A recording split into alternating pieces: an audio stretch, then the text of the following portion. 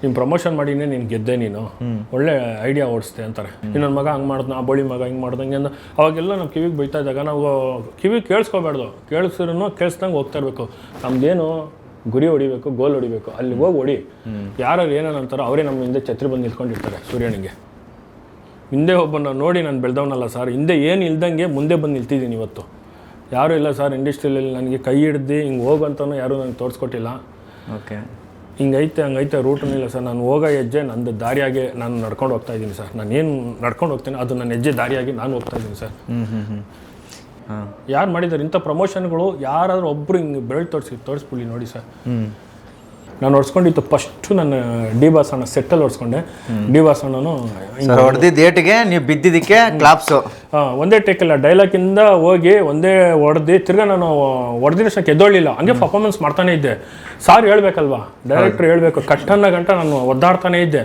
ಅವ್ರು ಕಟ್ ಅಂತ ಹೇಳಿದ್ರು, ಒದ್ದಾಡಿದ್ರು. ಆಮೇಲೆ ಬಂದು ಅಣ್ಣ ಬಂದು ಫಸ್ಟು ಎದಲ್ಲಿ ಹಿಂಗೆ ಹೊಡೆದ್ರಲ್ಲ, ಅದನ್ನ ಹಿಂಗೆ ಅಂದ್ಬಿಟ್ಟು ಹಿಂಗೆ ಮುಕ್ಕೊಂಡ್ರು.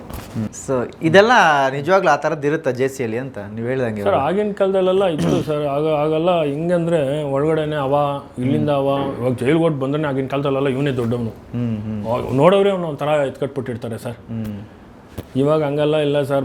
ಮನೆಗೂ ಒಬ್ರು ಇದ್ದಾರೆ ಸರ್, ನಾನಂತ ನಿಂತ್ಕೊಂಡವ್ರು ಇದ್ದಾರೆ ಇವಾಗ. ಸೊ ಅದಕ್ಕೆ ಎಲ್ಲಾನು ಏನಾನ ಮಾಡೋಗಿನ ಮುಂಚೆ ಒಂದ್ಸರಿ ಯೋಚನೆ ಮಾಡಿ ದುಡುಕ್ಬೇಡಿ ಅಂತ ಹೇಳ್ತೀರಾ? ಖಂಡಿತವಾಗ್ಲೂ ನಮ್ಮ ಹಿಂದೆ ನಮ್ಮ ಅಪ್ಪ ಅಮ್ಮ ಇದ್ದಾರೆ, ನಮಗೆ ವೈಫ್ ಇದ್ದಾರೆ, ಮದುವೆ ಆದವರು ವೈಫ್ ಇರ್ತಾರೆ. ಏನಿಲ್ಲ ಅಂದ್ರೆ ನಿಮಗೆ ಮದುವೆ ಆಗಿ ಮಕ್ಳು ಇರ್ತಾರಲ್ಲ, ಆ ಮಕ್ಕಳ ಮುಖ ನೋಡ್ಕೊಬಿಟ್ರೆ ಸಾಕು ಸರ್, ಇನ್ನೇನಿರಲ್ಲ. ಅವರೆಲ್ಲೋ ಅಪ್ಪ ಅಂತ ಕಿರ್ಚಿದಾಗ ಧ್ವನಿ ಇರ್ತಿತ್ತಲ್ಲ ಸರ್. ಒಬ್ಬ ತಂದೆ ಸೋಲದೆ ಮಗನ ಹತ್ರನೇ ಸರ್, ಇಡೀ ಎಲ್ಲೂ ಯಾವನ ಹತ್ರನೂ ಸೋಲಲ್ಲ. ಮಕ್ಕಳ ಹತ್ರ ಹೊಡೆದಾಡ್ಕೊಂಡು ಆ ಖುಷಿನೆಸ್ ಇರ್ತೈತಲ್ಲ ಸರ್, ಅದು ಬ್ಯೂಟಿಫುಲ್ಲಾಗಿ ಇರ್ತೈತೆ ಸರ್. ನಾನು ಅದನ್ನೇ ಹೇಳೋಕ್ಕೆ ಇಷ್ಟಪಡೋದು. ರೌಡಿಸಮ್ ಬೇಡ ಅಂತ ಈ ಪಿಕ್ಚರು ಸಾರೋ ಸಂದೇಶ ಅದನ್ನೇ ಮಾಡಿಟ್ಟಿದ್ದೀನಿ ಸರ್. ಇದನ್ನು ಜನಕ್ಕೆ ರೀಚ್ ಆಗಬೇಕಂತಲೇ ನಾನು ಆ ಥರ ಪ್ರಮೋಷನ್ ಮಾಡದೆ ಹೊರತು ಯಾರ ಮನಸ್ಸಿಗೂ ನೋಯಿಸ್ಬೇಕು, ಇಂಡಸ್ಟ್ರಿನ ನಾನು ತಗೊಂಡು ಹಿಂಗೆಲ್ಲ ಮಾಡಬೇಕಂತ ನಾನು ಯಾವತ್ತೂ ಇದ್ದವನಲ್ಲ ಸರ್. ಯಾಕಂದರೆ ಸಾಕಷ್ಟು ನೀವು ಮಾಡಿರತಕ್ಕಂಥ ಪ್ರಮೋಷನ್ಸು ಚೀಪ್ ಗಿಮಿಕ್ ಆಗೋಯ್ತು. ಇದು ಒಂಥರ ತಲೆ ತೆಗೆಸುವಂಥ ಇದು ಸಿನಿಮಾ ರಂಗದವ್ರು ತಲೆ ತೆಗೆಸುವಂಥ ಇದು ಗಿಮಿಕ್ಗಳು ಇವೆಲ್ಲ ಬೇಕಾಗಿರಲಿಲ್ಲ. ಇವೆಲ್ಲ ಹಂಗೆ ಬೇಕಾಗಿರಲಿಲ್ಲ ಅಂತ ಕೆಲವ್ರು ಜನ ಅಂತಾರೆ. ಕೆಲವು ಜನ ಏನಂತಾರೆ ಸರ್ ಗೊತ್ತಾ ಸರ್, ನೀನು ಪ್ರಮೋಷನ್ ಮಾಡಿನೇ ನೀನು ಗೆದ್ದೆ, ನೀನು ಒಳ್ಳೆ ಐಡಿಯಾ ಓಡಿಸ್ತೆ ಅಂತಾರೆ. ನೀವು ನಿಜವಾಗ್ಲೂ ಗೆದ್ದಿದ್ದೀರಾ ಸರ್? 100% ಗೆದ್ದೀನಿ ಸರ್. ಎಲ್ಲರೂ ನನ್ನ ಪ್ರೀತಿ ಮಾಡ್ಬೇಕಂತ ಏನು ಬರ್ದಿಟ್ಟಿಲ್ಲ ಸರ್ ಯಾರು. ಸ್ವಲ್ಪ ಜನ ನನ್ನ ಪ್ರೀತಿ, ಎಲ್ಲರೂ ನನ್ನ ಪ್ರೀತಿ ಮಾಡ್ಬಿಟ್ರೆ ಆಮೇಲೆ ನಾನು ಗುದ್ದಾಡೋದು ಹೆಂಗೆ ಸರ್, ಸ್ಟ್ರಗಲ್ ಮಾಡೋದು ಹೆಂಗೆ ಸರ್, ಹಿಂದೆ ಬೈಕೊಂತ ಇರಬೇಕು. ಇನ್ನೊಂದು ಮಗ ಹಂಗೆ ಮಾಡಿದ್ನ, ಆ ಬೋಳಿ ಮಗ ಹಿಂಗೆ ಮಾಡ್ದಂಗೆ ಅಂದ ಅವಾಗೆಲ್ಲ ನಾವು ಕಿವಿಗೆ ಬೈತಾ ಇದ್ದಾಗ ನಾವು ಕಿವಿಗೆ ಕೇಳಿಸ್ಕೋಬಾರ್ದು, ಕೇಳಿಸ್ದಂಗೆ ಹೋಗ್ತಾ ಇರಬೇಕು. ನಮ್ದೇನು ಗುರಿ ಹೊಡಿಬೇಕು, ಗೋಲ್ ಹೊಡಿಬೇಕು, ಅಲ್ಲಿ ಹೋಗಿ ಹೊಡಿ. ಯಾರು ಏನೇನು ಅಂತಾರೋ ಅವರೇ ನಮ್ಮ ಹಿಂದೆ ಛತ್ರಿ ಬಂದು ನಿಂತ್ಕೊಂಡಿರ್ತಾರೆ. ಸೂರ್ಯನಿಗೆ ಅಲ್ಲಿಗಂಟ ಏನಾರು ಮಾತಾಡ್ಕೊಳ್ಳಿ ಸರ್, ನನಗೆ ಯಾರು ಏನು ನಮ್ಮ ಕಿವಿಗೆಲ್ಲ ಬರ್ತಾ ಇರ್ತೈತೆ, ಹೋಗ್ತಾ ಇರ್ತೈತೆ. ಚಿತ್ರರಂಗ ಒಂದು 4 ಗೋಡೆ ಇದ್ದಂಗೆ ಸರ್, ನಾವು ಏನೇ ಮಾತಾಡಿದ್ರೆ ಹಿಂಗೆ ಹೋಗಿ ಬಂದ್ಬಿಡ್ತೈತೆ, ಕಿವಿಗೆ ಬಂದ್ಬಿಡ್ತೈತೆ. ನಮ್ಮ ಗುರಿ ಏನಾಯ್ತೋ ಎಲ್ರಿಗೂ ಹೇಳೋದು, ನಿಮ್ಮ ಗುರಿಗಳು ಏನಾಯ್ತೋ ಆ ಗುರಿ ಮುಟ್ಟಾಗಂಟ ಯಾರು ಏನೇ ಅಂದ್ರೂ ಕಿವಿ ಕೊಡಬೇಡಿ, ಕಿವಿ ಮಾತ್ರ ಕೊಡೋಕೋಗ್ಬೇಡಿ, ಹೋಗ್ತಾ ಇರಿ. ನಿಮ್ಮ ಗೋಲ್ ಟಚ್ ಮಾಡೋಗಂಟ ನೀವು ಟಚ್ ಮಾಡಿದಾಗ ನಿಮ್ಮ ಹಿಂದೆ ಇರ್ತಾರೆ ಎಲ್ಲರೂ. ಹಿಂದೆ ನೋಡಿ ನಾನು ಬ್ಯಾಕ್ಗ್ರೌಂಡಲ್ಲಿ ಬಂದವನಲ್ಲ ಸರ್, ಹಿಂದೆ ಏನು ಇಲ್ದವನು ಬಂದು ಮುಂದೆ ನಿಂತ್ಕೊಂಡವನು ಸರ್. ನಾನು ಹಿಂದೆ ಒಬ್ಬನ ನೋಡಿ ನಾನು ಬೆಳೆದವನಲ್ಲ ಸರ್, ಹಿಂದೆ ಏನು ಇಲ್ದಂಗೆ ಮುಂದೆ ಬಂದು ನಿಲ್ತಿದ್ದೀನಿ ಇವತ್ತು. ಯಾರೂ ಇಲ್ಲ ಸರ್ ಇಂಡಸ್ಟ್ರಿಯಲ್ಲಿ ನನಗೆ ಕೈ ಹಿಡ್ದು ಹಿಂಗೆ ಹೋಗಂತನೂ ಯಾರೂ ನನಗೆ ತೋರಿಸ್ಕೊಟ್ಟಿಲ್ಲ. ಓಕೆ, ಹಿಂಗೈತೆ ಹಂಗೈತೆ ರೂಟೂ ಇಲ್ಲ ಸರ್. ನಾನು ಹೋಗೋ ಹೆಜ್ಜೆ ನಂದು ದಾರಿಯಾಗೆ ನಾನು ನಡ್ಕೊಂಡು ಹೋಗ್ತಾ ಇದ್ದೀನಿ ಸರ್. ನಾನು ಏನು ನಡ್ಕೊಂಡು ಹೋಗ್ತೀನಿ ಅದು ನನ್ನ ಹೆಜ್ಜೆ ದಾರಿಯಾಗಿ ನಾನು ಹೋಗ್ತಾ ಇದ್ದೀನಿ ಸರ್. ಈ ತುಂಬ ಪ್ರಾಬ್ಲಮ್ಸ್ಗಳು ಬಂದರೆ ಯಾವ ರೀತಿ ನೀವು ಅದನ್ನ ಫೇಸ್ ಮಾಡ್ತೀರಾ ಅಂತ? ಸರ್ ಇದೇನೇ ಮಾಡ್ಬೇಕಂದ್ರೆ 2 ಗುಂಡಿಗೆ ಬೇಕು ಸರ್. ಮಾಡಬೇಕಂದ್ರೆ ಇದೆಲ್ಲ 2 ಗುಂಡಿಗೆ ಇಲ್ದೆಲ್ಲ ಯಾರು ಟಚ್ ಮಾಡೋಕ್ಕಾಗಲ್ಲ. ಇಂಥ ಸೂರ್ಯನಿಗೆ 2 ಗುಂಡಿಗೆ ಇದೆ ಆಗಿದ್ರೆ ಖಂಡಿತವಾಗ್ಲೂ ಸರ್. ಯಾರು ಸರ್ ಮಾಡಿದ್ದಾರೆ ಇತಿಹಾಸದಲ್ಲಿ? ಯಾರು ಮಾಡಿದ್ದಾರೆ ಇಂಥ ಪ್ರಮೋಷನ್ಗಳು? ಯಾರಾದರೂ ಒಬ್ಬರು ಹಿಂಗೆ ಬೆರಳು ತೋರಿಸ್ಬಿಡಿ ನೋಡಿ ಸರ್. ಅದೇನೆ ಯಾರು ಮಾಡಿಲ್ಲ, ಸೂರ್ಯನ ಮಾಡಿದ್ರು. ಮಾಡಬೇಡಿ, ನೆಕ್ಸ್ಟ್ ಮಾಡಬೇಡಿ ಅಂತಾನೆ ಹೇಳ್ತಾ ಇದ್ದೀನಿ. ದಯವಿಟ್ಟು ಇಂಥ ಪ್ರಮೋಷನ್ ಮಾಡಬೇಡಿ, ದಯವಿಟ್ಟು ಮಾಡೋಕೆ ಹೋಗ್ಬೇಡಿ. ಎಫೆಕ್ಟ್ ಇವಾಗ ಹಿಂಗಂದ್ರೆ ಇವ್ರು ಹೇಳಿದ್ದು ನಾ ಮಾಡಿದ್ನೆಲ್ಲ ಮಾಡ್ಬಿಟ್ಟು ನಾ ಮಾಡಿದ್ದೆಲ್ಲ ತಮಾಷೆಗಾಗಿ ಅಂತ.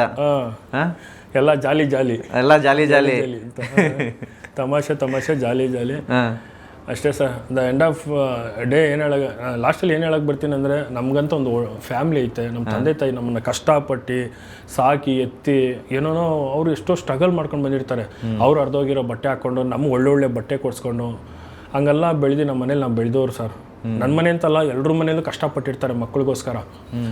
ಅವ್ರು ತಿಂದಿಲ್ದ ಅನ್ನನೂ ನಮ್ಮನ್ನು ಒಳ್ಳೆ ಊಟಗಳು ಕೊಡಿಸಿ ನಮ್ಮ ಮಕ್ಕಳಿಗೆ ಅವ್ರು ನೋಡಿಲ್ಲದ ಮೊಬೈಲ್ಗಳನ್ನ ನಮಗೆ ಕೊಡಿಸಿ, ಮೊಬೈಲ್ಗಳು, ಬಟ್ಟೆ ಆಗಿರಲಿ, ಏನೇ ಆಗಿರಲಿ ಸರ್, ತಂದೆ ಆದವ್ರು ತುಂಬ ಕಷ್ಟಪಟ್ಟು ಮಕ್ಕಳನ್ನ ಬೆಳೆಸ್ತಾರೆ.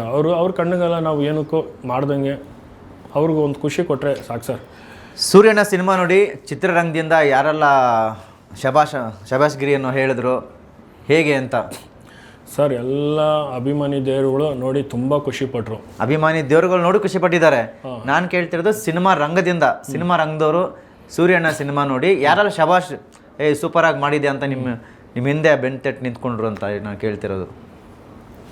ಸರ್ ಫಸ್ಟ್ ನನಗೆ ಹೇಳಿದ್ದೆ ಹರೀಶ್ ರಾಯ್ ಸರ್. ನನ್ನ ಪಿಕ್ಚರಲ್ಲಿ ಮಾಡಿದ್ರು. ಟೀ ಕುಡ್ಕೊಂಡು ಹೇಳ್ತಾ ಇದ್ದೀನಿ, ನೀನು ನಿಜವಾಗ್ಲೂ ದರ್ಶನ್ ಥರ ಬೆಳಿತೀಯಾ ಅಂತ ಭುಜದ ಮೇಲೆ ಇಲ್ಲಿಟ್ಟು ಹೇಳಿದ್ರು.